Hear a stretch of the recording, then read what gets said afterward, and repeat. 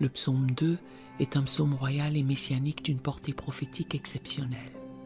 Composé probablement lors du couronnement d'un roi d'Israël, ce texte transcende son contexte historique immédiat pour annoncer le règne universel du Messie, le Fils de Dieu. Le psaume 2 dépeint la rébellion des nations contre Dieu et son oint et décrit la royauté du Christ. Pour l'Église, il est particulièrement important car il annonce la victoire finale de Jésus sur toute opposition. Les premiers chrétiens y faisaient souvent référence dans Actes 4, versets 25 à 26, pour comprendre la persécution qu'ils subissaient. Il nous rappelle la souveraineté de Dieu sur toute la terre et annonce le règne du Messie. Ce psaume est particulièrement pertinent aujourd'hui, alors que nous voyons les nations s'éloigner de plus en plus des principes divins. Il nous encourage à nous soumettre à l'autorité de Christ et à trouver un refuge en lui. Ce psaume se structure en 4 parties distinctes qui dépeignent un drame cosmique. La rébellion des nations contre l'Éternel et son oint, la réponse divine face à cette révolte, l'intronisation du Fils et un appel solennel aux dirigeants de la terre. Pour l'Église chrétienne, ce psaume revêt une importance particulière, car il est l'un des plus cités dans le Nouveau Testament, notamment pour établir la filiation divine de Jésus-Christ. Les premiers chrétiens y ont vu l'annonce claire de la royauté universelle du Christ, de son rejet par les autorités et de son triomphe final. Ce texte reste étonnamment actuel, décrivant la tension persistante entre la souveraineté divine et la rébellion humaine, tout en promettant la victoire finale de Dieu à travers son Fils. Verset 1. Pourquoi ce tumulte parmi les nations, ces vaines pensées parmi les peuples? Le psalmiste commence par poser une question rhétorique qui souligne l'absurdité de la rébellion des nations contre Dieu.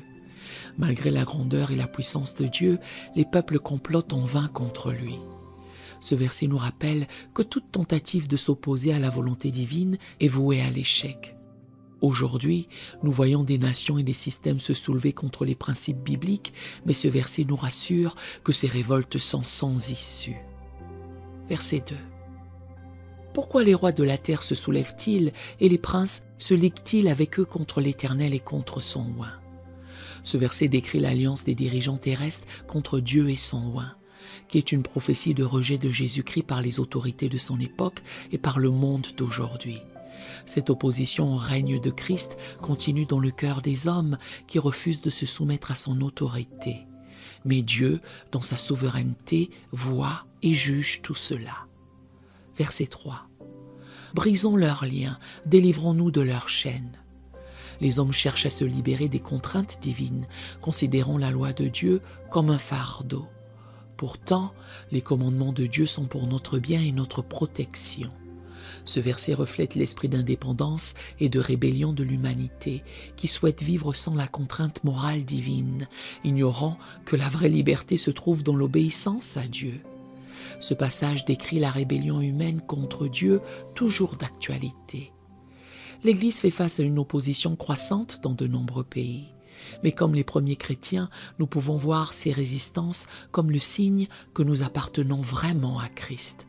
Jean 15, versets 18 à 19. Verset 4. Celui qui siège dans les cieux rit, le Seigneur se moque d'eux.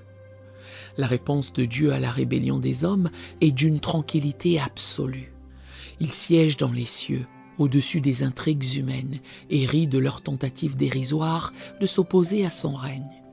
Ce verset révèle l'inutilité de toute révolte contre la souveraineté divine. Malgré les plans des hommes, Dieu garde le contrôle absolu. Pour le croyant, ce passage est un rappel puissant que Dieu reste souverain, malgré l'apparente victoire du mal. Comme dans l'Apocalypse, nous voyons que l'opposition à Dieu est ultimement futile. Cela nous encourage à persévérer dans la foi. Verset 5. Puis, il leur parle dans sa colère, il les épouvante dans sa fureur. Bien que Dieu soit patient, il est aussi juste. Ce verset montre que sa colère contre le péché se manifestera un jour. Les nations qui persistent dans leur rébellion seront confrontées à sa juste colère. Cela nous rappelle que bien que Dieu soit miséricordieux, il est aussi un Dieu de justice. Verset 6. C'est moi qui ai oint mon roi sur Sion, ma montagne sainte. Dieu déclare que son roi, Jésus-Christ, a été installé sur Sion, sa montagne sainte. Ce verset prophétise le règne éternel de Christ, le roi des rois, établi par Dieu lui-même. C'est un rappel pour nous que malgré l'opposition des hommes, le règne de Christ est assuré et inébranlable. Verset 7. Je publierai le décret. L'Éternel m'a dit, tu es mon fils, je t'ai engendré aujourd'hui. Ce verset est l'un des plus clairs du psaume sur la messianité de Jésus. Il rappelle le moment où Dieu a déclaré Jésus comme son fils lors de son baptême et de sa résurrection. Cette affirmation souligne la relation unique entre le Père et le Fils et l'autorité suprême de Christ. Verset 8. Demande-moi et je te donnerai les nations pour héritage, les extrémités de la terre pour possession. Ce verset annonce que toutes les nations seront données à Christ comme son héritage. Cela prophétise son règne universel et la soumission de toute la terre à son autorité. Pour l'Église, ce verset est un encouragement à prier pour l'avancement du règne de Dieu sur terre et à proclamer l'Évangile à toutes les nations. Ces versets cités dans Hébreux 1, verset 5, parlent directement de Jésus-Christ. Pour l'Église, ils sont un rappel que notre mission d'évangélisation s'inscrit dans le plan souverain de Dieu. Toutes les nations appartiennent déjà à Christ, même si elles ne le reconnaissent pas encore. Verset 9. Tu les briseras avec une verge de fer, tu les briseras comme le vase d'un potier. Ce verset montre la puissance du règne de Christ sur ceux qui refusent de se soumettre à lui. Ceux qui persistent dans la rébellion seront jugés avec fermeté. Cela nous rappelle que le Christ doux et humble est aussi un roi juste qui exercera sa puissance contre le mal. Verset 10. Et maintenant, roi, conduisez-vous avec sagesse, juge de la terre, recevez instruction. Le psalmiste appelle les dirigeants à la sagesse et à la repentance. Ce verset est une invitation à se soumettre à Dieu avant qu'il ne soit trop tard. C'est aussi un avertissement pour les nations et les dirigeants d'aujourd'hui, leur rappelant que leur pouvoir est temporaire et qu'ils seront un jour jugés par le Roi éternel. Verset 11. Servez l'Éternel avec crainte et réjouissez-vous avec tremblement. La vraie sagesse commence par la crainte de Dieu. Ce verset nous encourage à servir le Seigneur avec révérence et à trouver notre joie en lui, tout en restant conscient de sa grandeur et de sa sainteté. Pour les croyants, cela signifie vivre une vie de service dans l'humilité, reconnaissant la majesté de Dieu. Verset 12. Baisez le Fils de peur qu'il ne s'irrite et que vous ne périssiez dans votre voie, car sa colère est prompte à s'enflammer. Heureux tous ceux qui se confient en lui. Le psaume se termine par un appel à l'adoration du Fils de Dieu et à la soumission à son autorité. L'application pour nous est double. C'est d'abord un appel à l'humilité devant Dieu, même dans nos positions d'autorité. Et c'est également une promesse de bénédiction pour ceux qui se soumettent au Fils. Ceux qui rejettent Christ subiront sa colère, mais ceux qui se confient en lui trouveront le bonheur et la sécurité. Ce verset est une invitation à la repentance et à la foi en Christ, notre refuge. Prions ensemble. Laissez votre cœur s'unir à cette prière en répondant par Amen ou béni soit le nom de l'Éternel Dieu verbalement ou dans les commentaires, selon ce que l'Esprit vous inspire. Seigneur Tout-Puissant, nous te remercions pour la révélation de ta parole dans ce psaume. Ouvre nos yeux pour voir ta souveraineté absolue sur notre monde agité. Aide-nous à ne pas craindre l'opposition, mais à rester fermes dans la foi. Nous reconnaissons ta souveraineté sur toutes choses et nous nous inclinons devant l'autorité de ton Fils, Jésus-Christ. Donne-nous la sagesse de ne jamais suivre la voie des nations qui se rebellent contre toi, mais de te servir avec crainte et révérence. Aide-nous à trouver refuge en Christ et à nous réjouir dans sa royauté.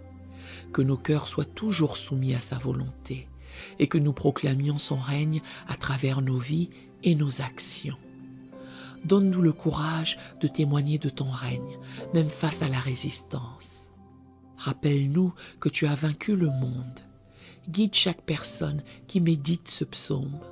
Que que nous puissions tous nous réjouir dans la sécurité de ton règne éternel.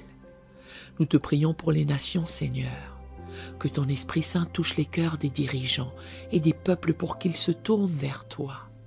Fais de ton Église un phare et un témoignage fidèle de ta royauté jusqu'à ton retour. Nous plaçons notre confiance en toi, sachant que tu règnes pour toujours. Au nom glorieux de Jésus-Christ, nous prions et scellons cette prière. Amen. Nous aimerions vous donner l'opportunité de faire de Jésus le Seigneur de votre vie.